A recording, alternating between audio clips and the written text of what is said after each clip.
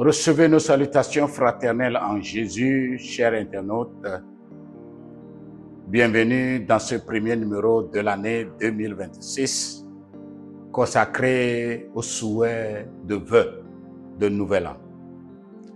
À partir du texte de 3 Jean, le verset 2, nous lisons ceci. Bien-aimé, je souhaite que tu sois prospère à tous égards et sois en bonne santé comme prospère l'état de ton âme.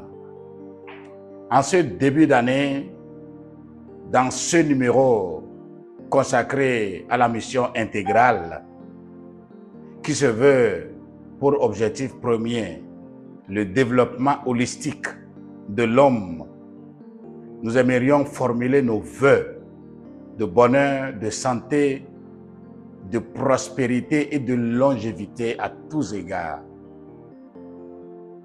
Jean le disait à juste titre. C'était une prière qu'il formulait, un vœu qu'il formulait à l'endroit de son bien-aimé Gaius, qui s'était engagé résolument dans la mission. Et il était l'ami des évangélistes, l'ami des missionnaires. Tous ceux qui le rencontraient sur son passage, il leur apportait un tant soit peu le soutien qu'il leur fallait pour continuer leur mission. Alors, en ce début d'année, je formule le même vœu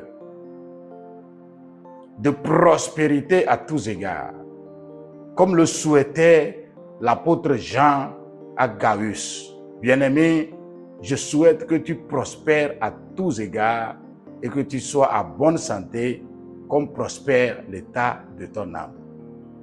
Vous savez, en tant que chrétien, serviteur de Dieu, engagé dans la mission du Seigneur, nous avons besoin de 3 éléments fondamentaux pour notre épanouissement terrestre et notre entrée dans le ciel. D'abord, la santé à tous égards. Si vous ne jouissez pas d'une bonne santé physique, il vous serait difficile d'accomplir la mission de Dieu. Quelle que soit votre onction, quel que soit le degré de votre appel et de votre position, il vous faut une bonne santé.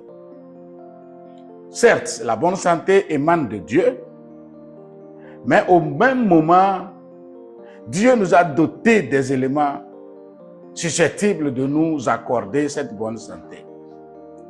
Vous allez trouver des cas de santé ou de maladie humainement impossibles. Alors Dieu s'en occupe.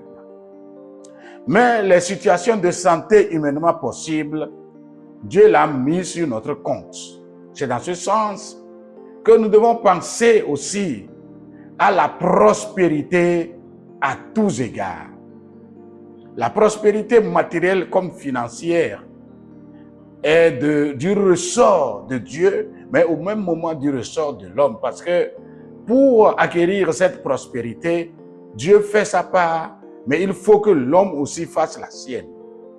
C'est la raison d'être de ce numéro consacré à la mission intégrale qui interpelle chaque chrétien, qui interpelle chaque pasteur, qui interpelle chaque ouvrier du Seigneur de comprendre que si nous voulons jouir d'une prospérité, nous devons savoir ce que Dieu a fait et ce qui est notre charge ou notre responsabilité d'en faire pour assurer, n'est-ce pas, cette prospérité.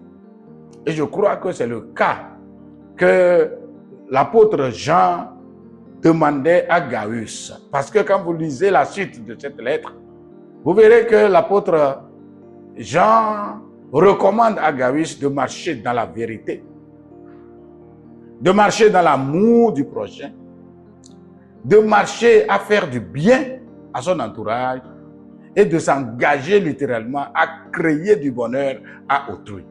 Tout ceci entre dans la prospérité à tous égards. Le 3e volet que j'aimerais que nous puissions comprendre par rapport à cette prospérité à tous égards, c'est que l'homme doit s'engager au travail bien fait.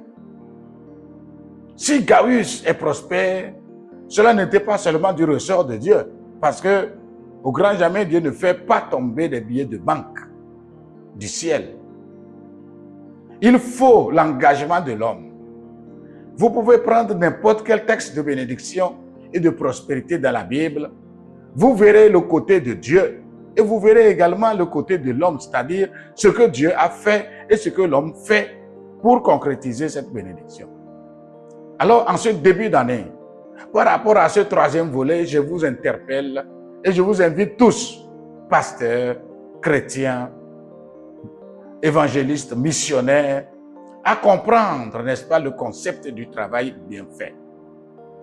Dans ce travail bien fait, vous devez aimer l'autre parce que vous ne travaillez pas seul, vous travaillez avec votre prochain. Dans ce travail bien fait, vous devez aimer l'autre parce que sans l'amour, aucun travail n'est possible.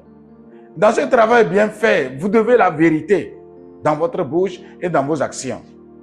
Vous n'allez pas mentir au prochain, à autrui et penser réussir sa vie. Alors, ces trois dimensions de la prospérité à tous égards nous interpellent tous.